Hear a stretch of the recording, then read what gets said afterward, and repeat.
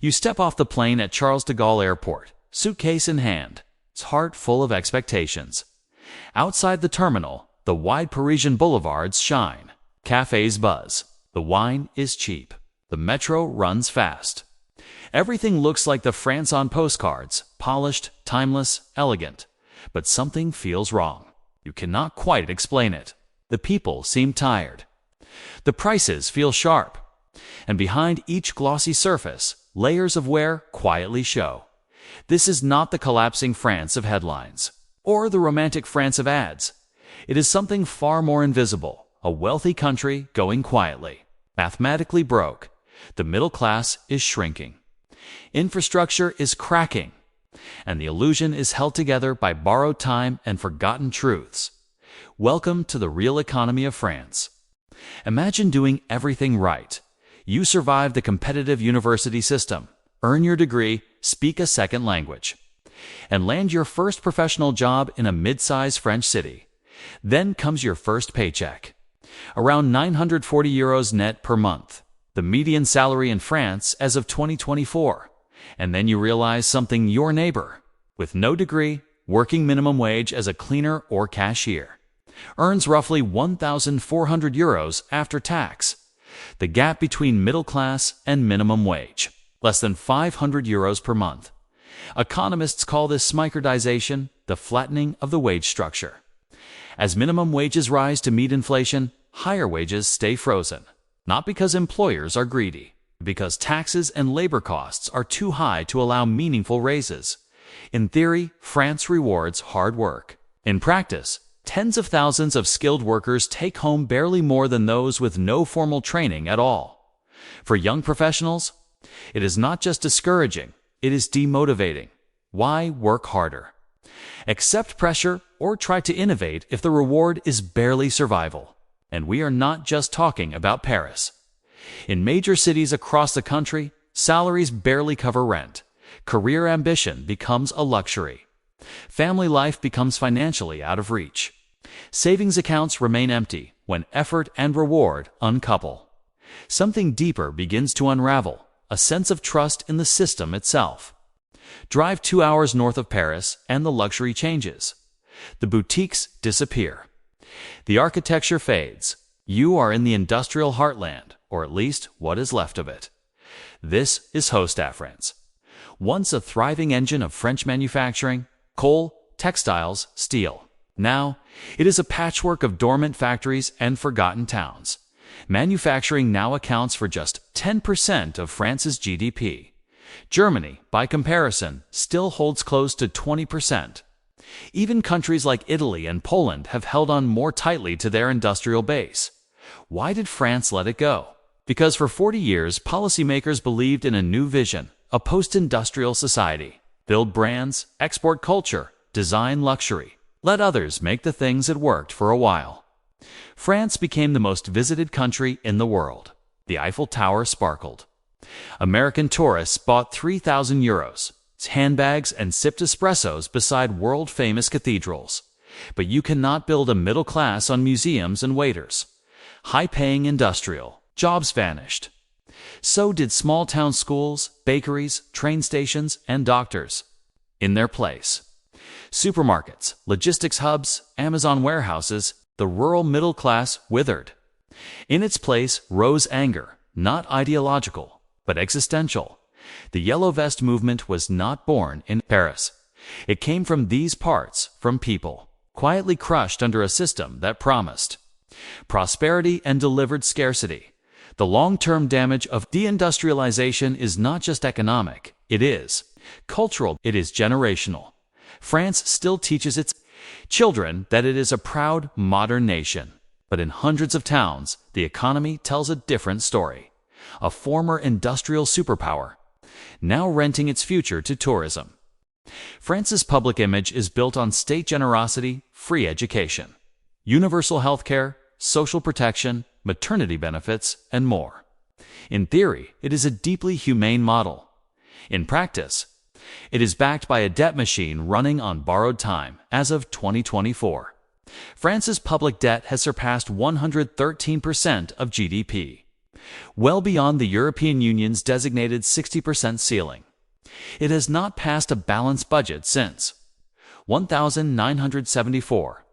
That is 50 consecutive years of spending more than it earns. And unlike the United States, France cannot simply print its way out.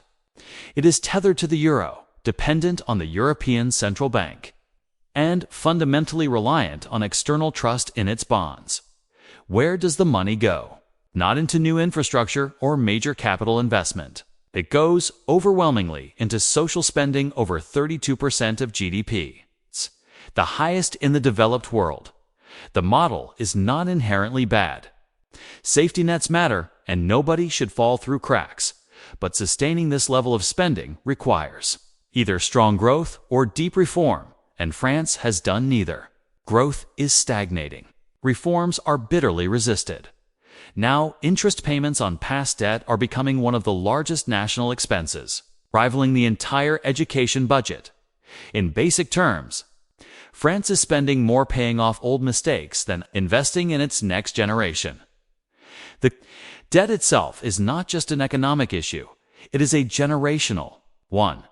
Today's stability is increasingly paid for with tomorrow's limitations, and for a country already experiencing decline, that trade-off becomes harder to justify with each passing year.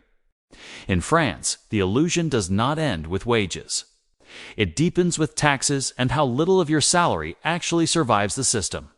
On paper, a mid-level job might come with a 60,000 euros annual package.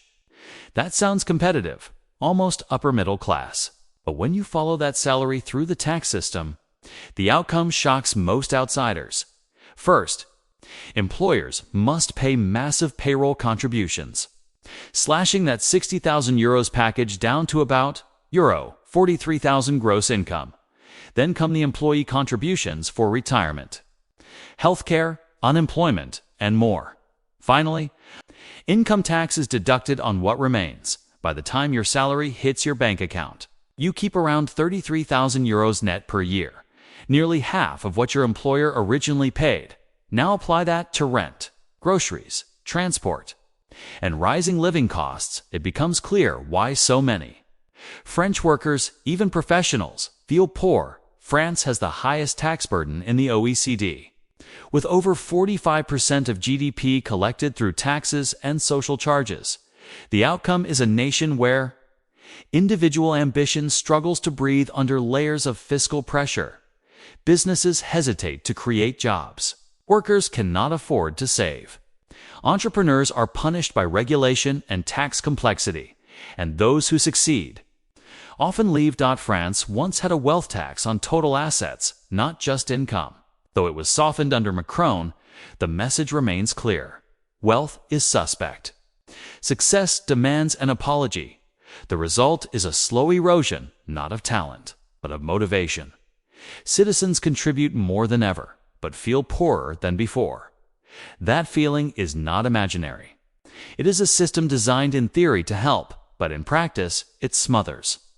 Walk into any fintech startup in Berlin, an AI lab in Montreal, or an investment desk in London, and the chances are high you will see a French name on the badge.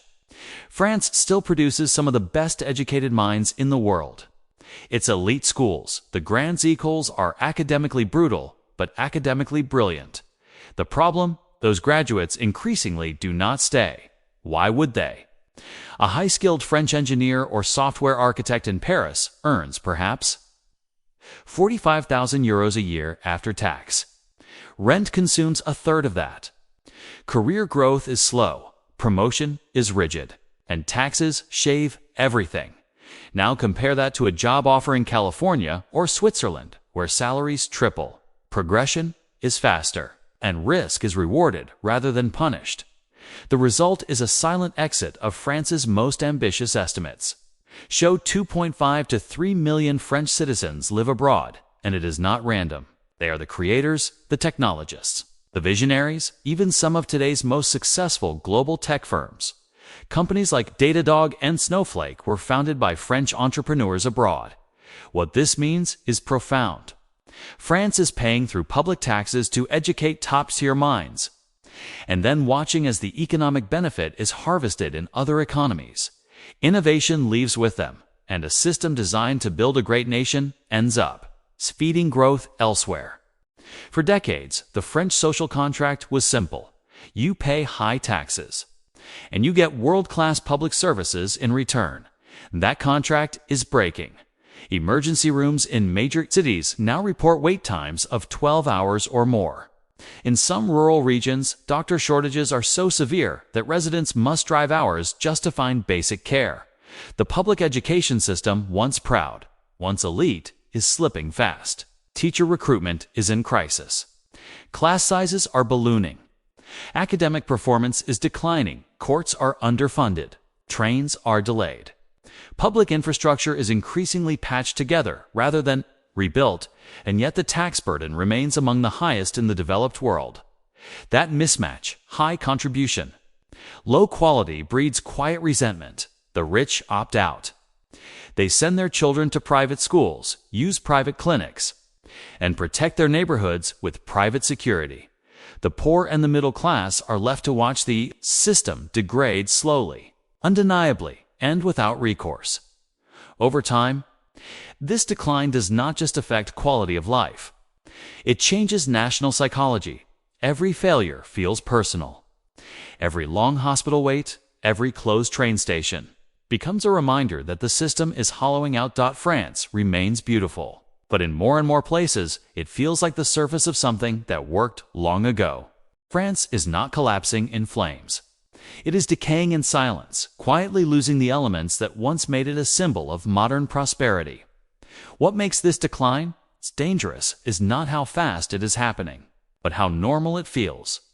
A shrinking middle class, a growing public debt, an exhausted young generation, a slow exodus of talent, and a population that no longer trusts the system but no longer believes it can change it. This is not just a French problem. It is a Western warning. France, once admired for its model of balanced capitalism with culture, wealth with welfare, is showing the cracks of too much promise, held together by too little productivity. If the world's most visited country, with some of the best infrastructure, highest education levels, and strongest culture, can suffer this kind of decline, then what does that say about countries with less to fall back on? The postcard is still there. The illusion still holds.